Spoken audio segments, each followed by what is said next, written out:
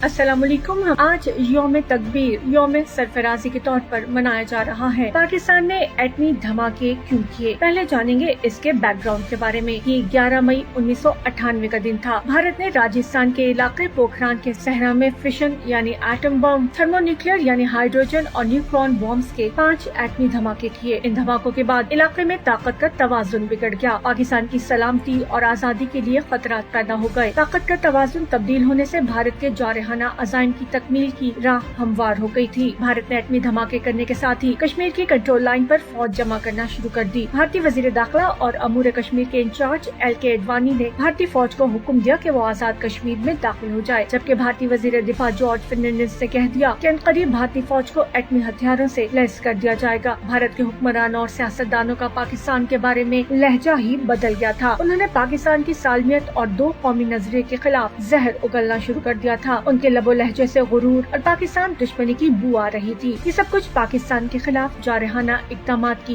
तैयारियां थी। भारत के एटमी धमाकों का वाज़ेह मकसद सिर्फ और सिर्फ पाकिस्तान को खौफजदा करना था और एक ताकतवर मुल्क होने का सबूत देकर पाकिस्तान समेत पूरे खित्ते के मुमालिक पर अपनी बर्तरी चलाना था। इन हालात में पाकिस्तानी कौम का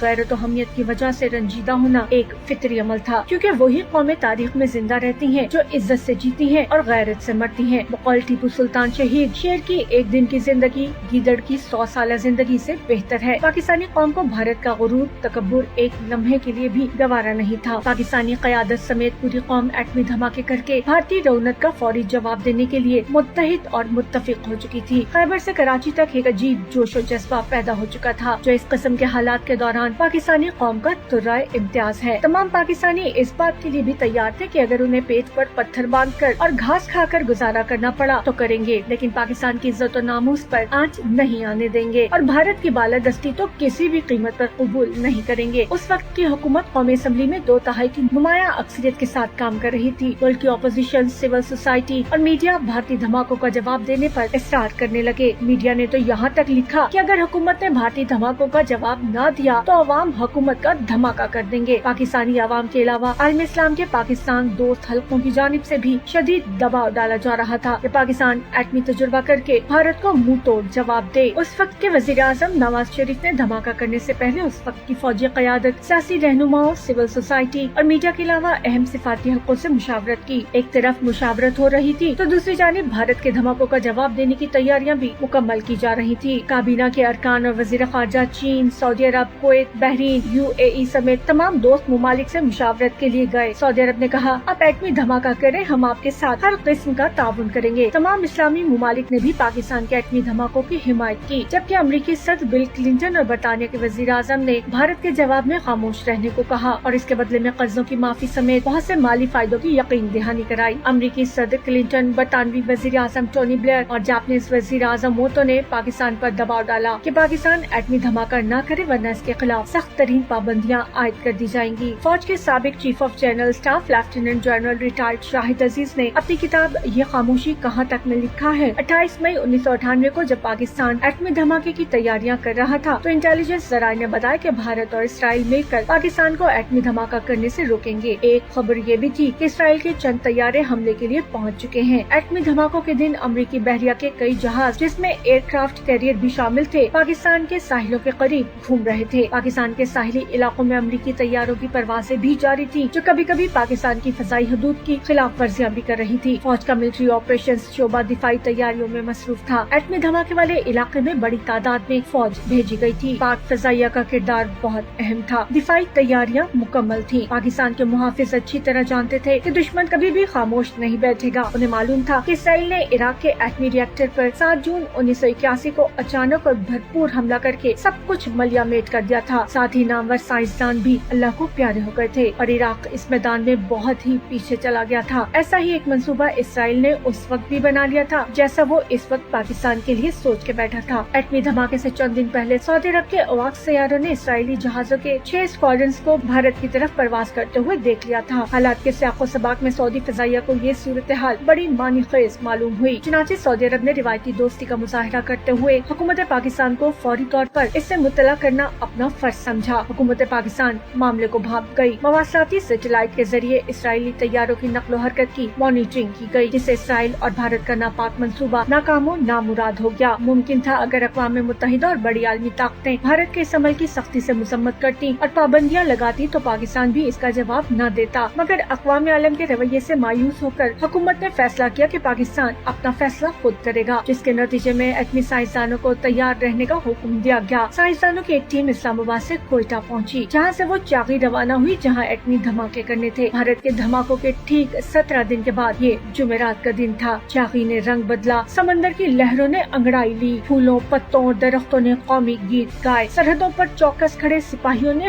حوصلہ پکڑ لیا۔ وطن عزیز پاکستان کی مقدس فضا اللہ اکبر کے نعروں سے گونج اٹھی۔ سپہر 3:40 پر یکے بعد دیگرے 5 ایٹمی دھماکے کر کے پاکستان نے بھارت کی برتری کا غرور خاک میں ملا دیا۔ اس کے ساتھ ہی پاکستان ایٹمی قوت رکھنے والا دنیا کا 7واں اور عالم اسلام کا پہلا ملک بن گیا۔ چاغی میں ہونے والے دھماکوں کی قوت بھارت کے 43 کلو ٹن کے مقابلے میں 50 کلو ٹن تھی۔ اس لمحے نے اہل وطن کو ایک نئی زندگی دی۔ تحریک پاکستان کے گمنام ہیروز کو انمول خراج عقیدت پیش کیا۔ 28 مئی 1998 کی سپہر وزیر اعظم نواز شریف نے قوم کے نام اپنے خطاب میں اعلان کیا، پاکستان نے بھارت کے ایٹمی دھماکوں کا جواب دے دیا ہے۔ یہ اعلان صبح ہی خیبر سے کراچی تک لوگوں نے جشن منایا، مٹھائیاں تقسیم کی گئی، لوگ فون کر کے اپنے پیاروں کو اطلاع کرتے رہے، نوجوانوں نے بھنگڑے ڈالے، خوشیاں منائی۔ پوری پاکستانی قوم ایٹمی دھماکے کرنے پر خراج تحسین پیش کر رہی تھی۔ پوری پاکستانی قوم کا سر فخر سے بلند ہو چکا تھا۔ اس تاریخی فیصلے کے اعزاز کی اصل مستحق اصل میں پاکستانی قوم ہے، جو تمام رکاوٹوں کو پس پشت ڈالتے ہوئے صرف پاکستان کی عزت کی خاطر ہر قسم کی قربانی دینے کے لیے تیار تھی۔ اسی خوشی میں پاکستانی قوم ہر سال 28 مئی کو اب